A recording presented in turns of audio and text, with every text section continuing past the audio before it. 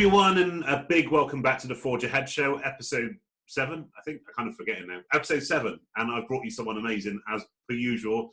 So the Forge Ahead Show is bringing you people that have gone from either adversity to excitement, or are storytellers, or speakers, and people that put their message out into the world, and today's a really special one. I'll tell you why later on. But first and foremost, if you don't know me, my name's Nick Elston. I'm an inspirational speaker on the lived experience of mental health. I'm also the founder of Forging People, which is a new breed of people development. Links are in the bio. Big shout out to my good friend Mark Brimson, who's one of the presenters of Dougie Stone Radio. They are freaking global. He runs a lot of amazing shows, right through from indie to pop to 90s, like a great choice. So please, again, check out the link in the bio. So today, I'm bringing you somebody that actually our paths keep crossing in life, and it's great. I love that kind of synchronicity of life that happens that way. But we first met at a business networking meeting back in Devon years ago. This is like pre all of this kind of current guys. This is when I was selling stationery for a living. It's a whole lifetime ago now. And yeah, we met over there. We met over a breakfast buffet table. All sounds quite romantic, really, doesn't it? And then we just kind of kept in touch from there. And again, massive country music fan, as you guys know, the people that are watching regularly. So very excited about this one. Ladies and gentlemen, without any more of a build-up than you've already got, it's Anna-Marie Waite. Big round of applause. Hey, Anna. Thank you, Nick. That was such a lovely introduction. I don't know what to say. Tell us about you. Oh, gosh, that's a big question. It is a big question. So I've mentioned it. Right, let's start with the music. So it's not just country, am I right? It's folk as well, but you're a performer, you're a musician, singer. Yeah, so yeah, I mean, I wear a few different hats, but one of them is the fact that I do write songs, and I've written songs since I was a child, really, and always had a love for country music. Yes, I know, just love it. So a lot of the music that I write has sort of got hints of country folk, but also hints of 90s pop as well. It's very random, and yeah, writing's just something that I've always used just to sort of clear my head out, really. But that's so cool. I mean, the people ask kind of, how do I get up on stage and speak to thousands of people about anxiety and stuff? And literally, again, there's always that token couple of minutes at the start, which I never really want to take away. It keeps you on your toes. But when I think about singing, and I'll actually share something now, because like, apart from you, nobody else knows this, that I actually think singing just frightens the death out of me. It kind of really does. It like petrifies me, the thought of singing on stage or anywhere near a stage. In fact, you're the only person to get me to sing on a recording, which I sent to you. So again, that's going to be good for blackmail purposes later on. The only time I've recorded myself singing, and I actually make a joke of it, like when I speak about not being able to sing, my mum thinks I can, and that kind of stuff. And then you actually managed to get that out of me. So again, big well done on that one.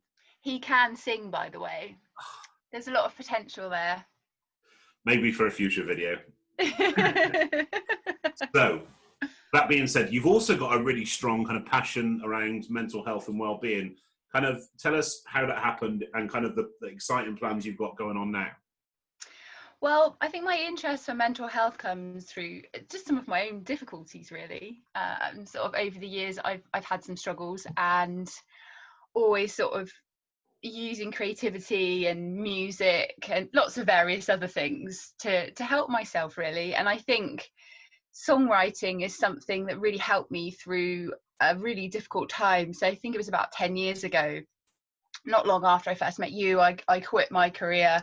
I'd done job to job, I'd worked in sales, hospitality, I'd done all these different jobs, but it was like, something's not working here, something's not right, I'm not fitting in, I'm not enjoying myself, I'm wasting time on Facebook while I'm at work, thinking, is it 5 o'clock yet? You know, long gone are those days, thank goodness.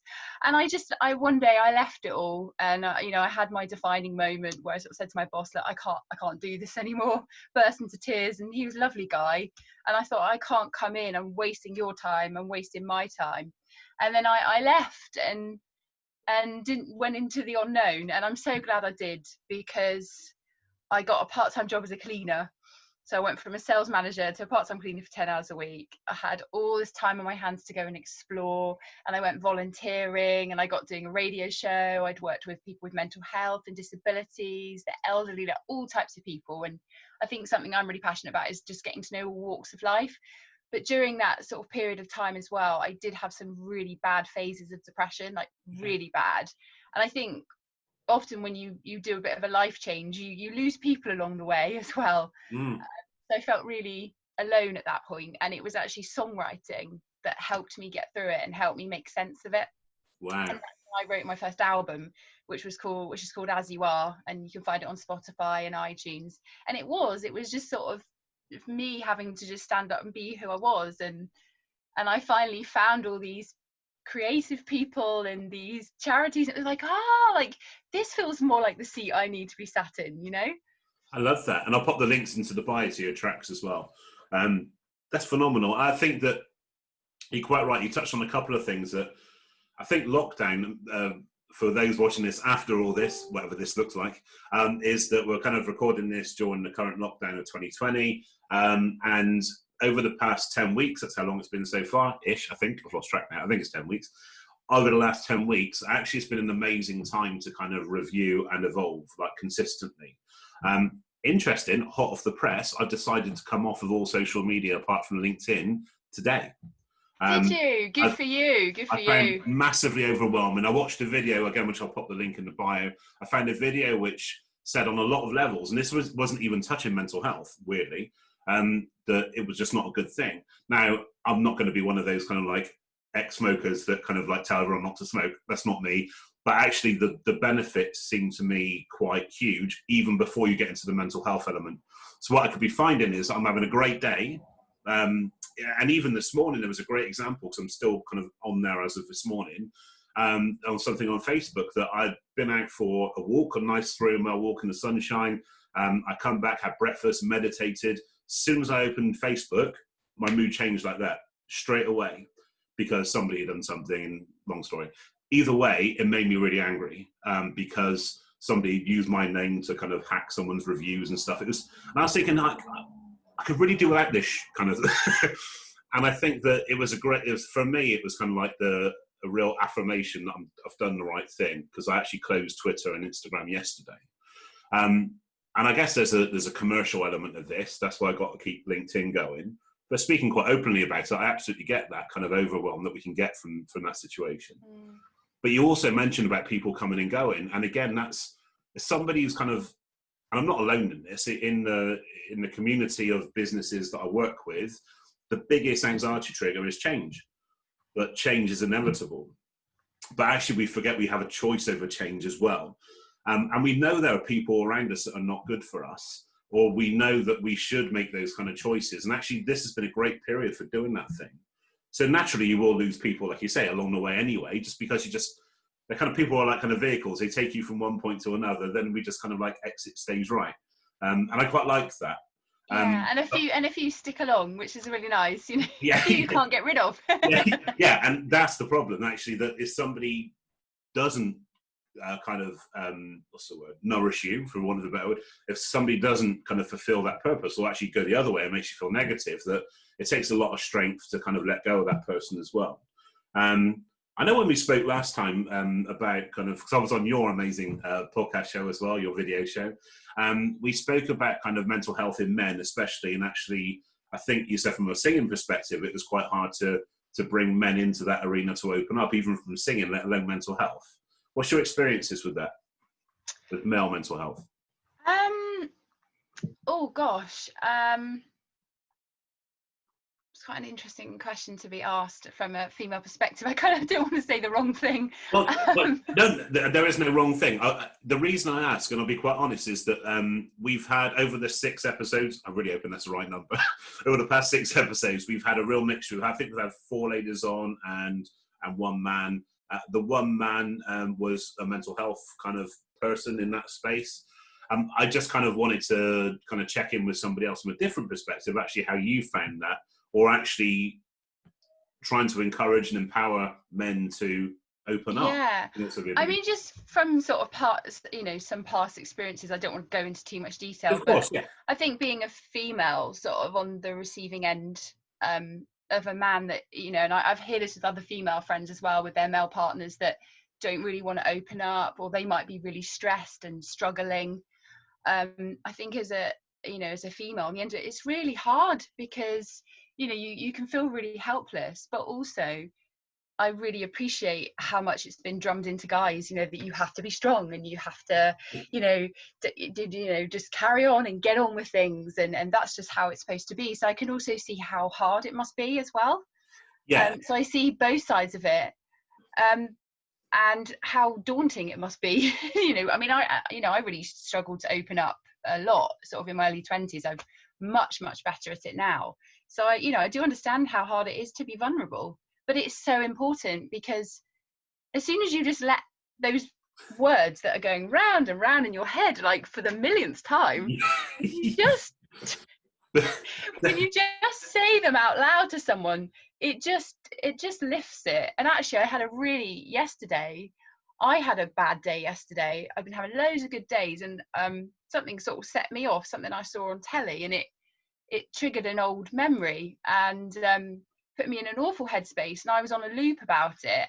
I think having had all this space, stuff comes up, when you've got a lot of time on your hands, and it was going round in my head. And I was like, I want to speak to my friend. I was like, no, but she might be busy and I'm an inconvenience. And I was like, right, can I get through this or do it? And I thought, no, I need my mate. And I'll text her and I said, well, you up for a chat later? And she was out on Dartmoor at the time. And she said, I'll call you later. And we chatted it. And by the end of the conversation, we were laughing. Yeah. And I think it's those moments where you're like, I can do this on my own, but actually, is there someone there you could talk to? And actually, people really love it when you open up to them. Really do. Because you feel trusted, and it makes you closer, and it creates an intimacy. So I think it's so important for everybody, really. But also, you have to choose the right people to share things with. Thank you, so much for sharing that, because it is interesting to get to see the other side of the coin. You're quite right, culturally and generationally, as you said, that even at 42, I kind of grew up in that kind of environment where it's kind of like man up, the stiff upper lip, that kind of stuff. So it's really hard to break that conditioning, especially initially. And this is why, when vulnerability is practiced regularly, that you kind of become bulletproof, because not only is everything out there, but you're showing the world your true self. So then the world can truly engage with what you need and what you want and where you're trying to aspire to. Yeah. Because if you don't say anything, people don't know you're suffering. It's exactly. I've had times like that with sort of people that have disappeared, and you think, well, they're fine. Yeah. And then you're like, oh, they were really suffering. I had no idea. And unless you actually say how you feel, like you say, people, you can't get the help you need.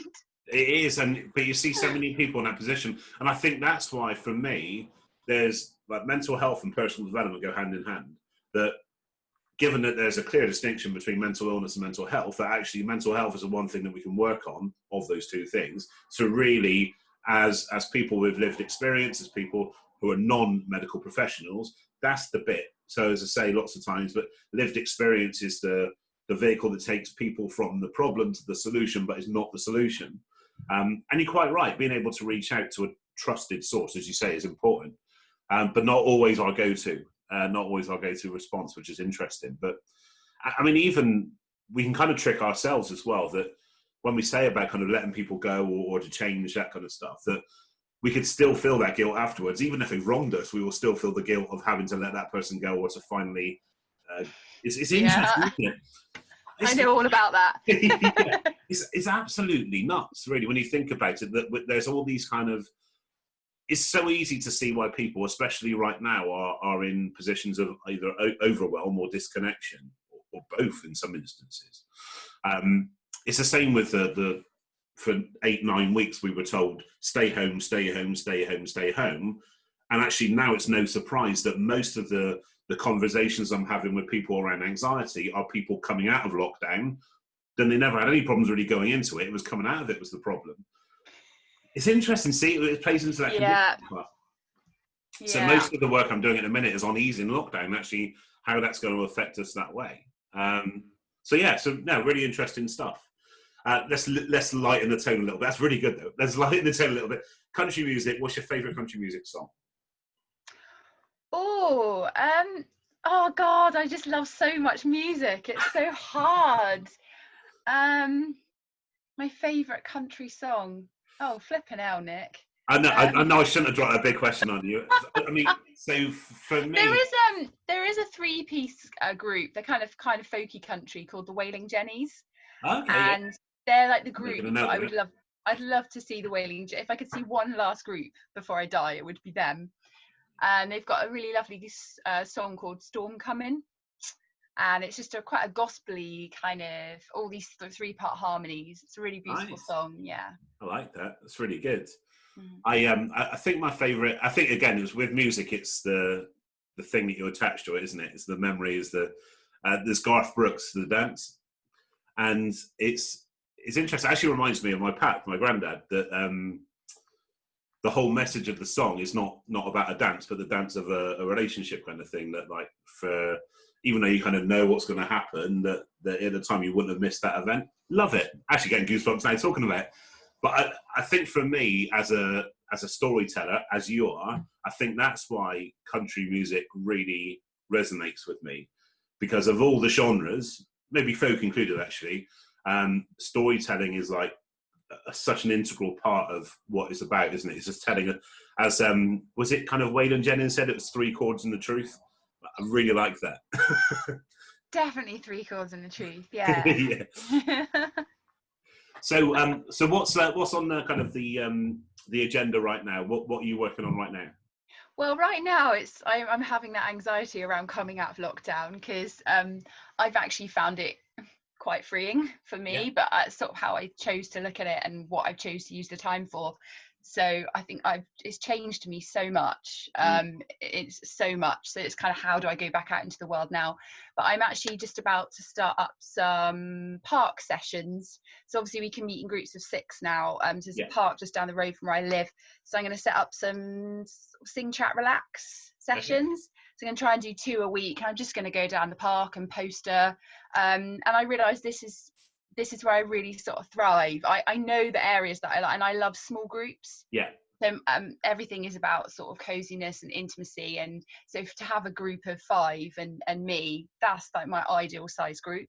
So this, I mean, this will be perfect for me now. So I'm going to pop down and put some posters out today, and just think about just step by step, day by day, sort of feel my way back into things. Really, I've started making some vlogs, which is really nice for a YouTube channel, and just thinking of new ways of expressing myself, because I think obviously I podcast and I write music and I run wellbeing groups, so how do they all intertwine together? So and I'm a very homely person, I'm very cozy, so nice. I sort of get to go out and sort of rebuild my life a little bit, but in ways that really suit me. And I'm also I'm running an online group that helps people with their mental health through creative expression.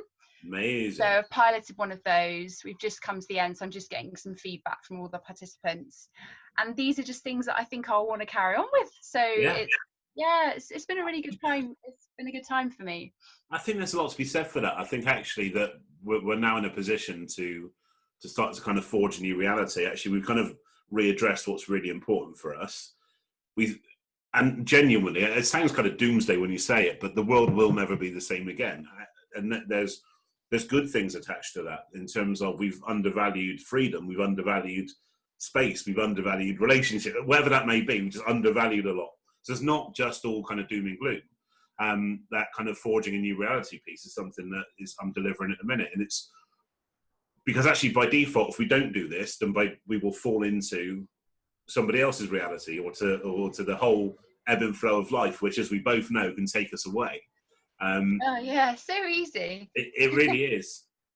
It really, and I think that's why I believe the kind of the mental health and personal development is just so intertwined, because we can work on building a positive mental health, and actually that's one of the things. And just kind of, I'm speaking quite freely, as people know I'm honest anyway, but in speaking quite freely in terms of like the business side of things, in terms of how 10 weeks ago, all of my stuff was in person. I had nothing online at all, and not even a YouTube channel or anything. So it's really interesting that I'm now considering online as a new norm. I've got a heart condition, which means that I'm in no rush to get out. So if that's a given, then I'm going to be building this as the new norm, and actually in person will be the premium. In person will be the difference. So there's never going to be a better chance to do this. And for me, it actually reframed something which has been quite brutal. It was quite exciting. So if there's something we really don't want to do, screw it. Let's just not do it. Let's do something else instead. But there we go. Maybe it's just me. So, so have you got any kind of? I mean, you mentioned that's easing lockdown is going to be something which is going to be quite kind of prevalent. Singing and mental health, I'd imagine that's really good for the soul, definitely. You find it beneficial with people for their mental health challenges as well? Singing has been, honestly, it's so amazing. And actually, because I You do started... light up when you talk about this stuff. Because I think, so I started this this new group called Sing, Chat, Relax last... God, like, what date are we even on? Like, what day is it? Like, I think it's June some point. So I started up this new group called Sing, Chat, Relax last October, and there's a small group of about 5 women that would come in every Saturday morning.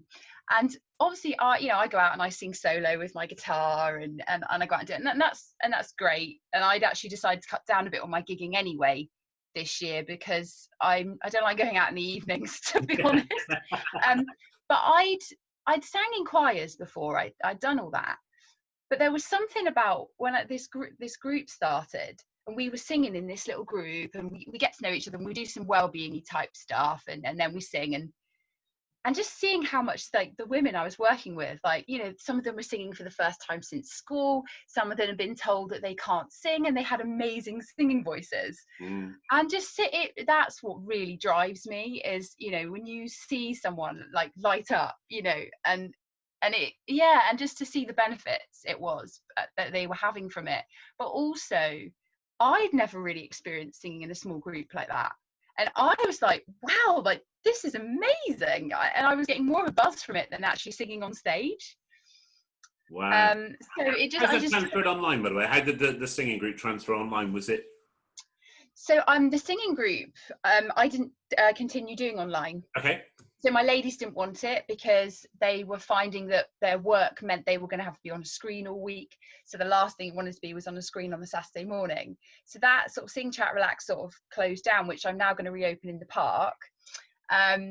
So no, it was more a creativity and wellbeing group that I started with a new group of people online.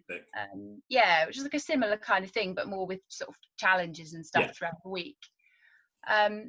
But yeah, creativity and singing and all kinds of things, they're magic, you know. Yeah. It's just magic. I think Friday was the first time I've really felt frazzled in quite a while, and it was no coincidence that it was on the back of the longest day I've had on a Zoom conference, WebEx, whatever they want to call them, on a back-to-back kind of environment. And actually I felt kind of peopled out, zoomed out, because it's a lot more intense doing the kind of the face-to-face online than it is in person. Yeah. And there's a whole kind of science to that. But in reality, a lot of people are actually more tired now at the end of the day than they are when they're going out into the real world doing their stuff, whatever their stuff is. That's really interesting.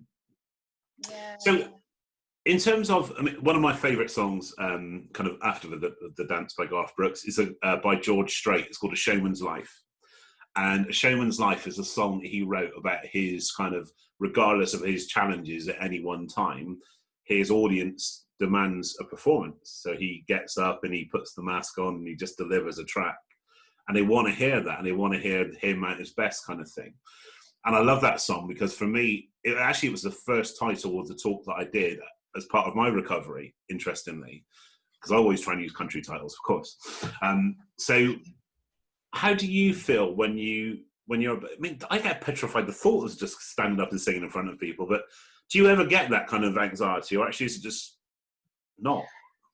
No, not really. I mean, I did when I first started doing it, but yeah, no, it's just kind of not, it's just what I do. I've done it, I've sang since I was like 4, and it's just what I do. I almost, this is going to sound really odd, but when I get up and sing, I feel like I'm almost hidden. It's like I've got this microphone in front of me, I've got my guitar, and I'm singing, and it's almost like, it's not like I'm hiding behind the song, but it's a way that I can express myself. It's Yeah, because sometimes I find it hard to articulate things, and I can get in a muddle in my head, and I can't get out what I'm thinking, or have a conversation with someone, and I'll come away and think, oh, I could have said this, or I should have said this, and I struggle with that sometimes. Whereas when it's just me and I'm on the stage, it's like I'm just free. I can just express myself. I'm struggling to articulate this now because it's really hard Weirdly, to you're not. explain. You're really not. But and actually, maybe it's you definitely got that vibe. But you do light up when you talk about this stuff. Do you find it easier to write about personal experiences or to create something which is new? I like writing about personal experiences. Like generally, I only write if I have to write. Like I never sit down and go, I'm writing a song. Okay. Although I've been commissioned to. I've written for a few campaigns, so that's different. You know, I've written briefs. But when I'm writing for myself, it's not. It's if there's like an emotion bubbling up or there's something going on, a song will just come into my head, or I'll wake up in the middle of the night and it's there. Yeah. And it just happens. Like I can never predict. And I actually made a little vlog the other day talking a bit about my songwriting experiences, and I said sometimes I'll write a song and at that time I don't understand the message. Yeah. It's like I tell myself what I need to hear before I can absorb it, and then 6 months later I might then look at the song and go, like I get that now. You know, I feel that. I yeah.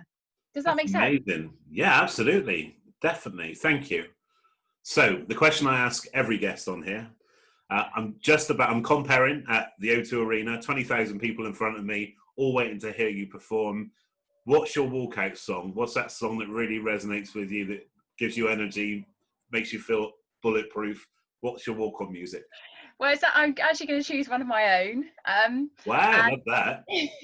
and the reason is because this song just really represents me in so many ways, and I haven't released it yet, but it's a song called Homebird, and it's on my YouTube channel, and it really is. It's a bit of a paradoxical song because I'm such a homebird, but I love adventure and I love being out my comfort zone, and I feel like such a contradiction sometimes, but that song just sort of sums me up. And I'm just this homely person that constantly likes to challenge myself. Wow. And it makes me feel calm when I sing that song. I never get bored of singing it. I'm just like, this is like my cozy homely song and I love it. So yeah. See, now I feel in the presence of stardom, because actually choosing your own song to walk onto, that's like so rock and roll. Absolutely rock and roll. Love that. That's amazing. Big thank you for being on the show, and thank you for kind of sharing so candidly and give us an insight into your world. Everyone's going to love tuning into this, whether they're watching it on video or whether they're hearing this through the podcast. Big thank you, and a big round of applause for Anna-Marie. What a star. Parting wisdom? Parting wisdom? Oh, God. Give me like a day to think about this. Parting wisdom. Just actually, yeah, I am going to leave you with some parting wisdom, and that is just try and be more open and more vulnerable and share how you're feeling, because actually so often the thing that we're so ashamed of that we're feeling or thinking, you say it to someone and they're feeling exactly the same. We all have weird thoughts, we all feel ashamed of things, we all get down days. We're not dissimilar as human beings, and actually just try to just be more vulnerable. I love that. The best way to wrap up a show. Big thanks, Anna-Marie. Thank you very much to everybody who are watching this through YouTube or tuning in through the podcast. Thank you for joining the Forge Ahead show, myself and Anna-Marie this week.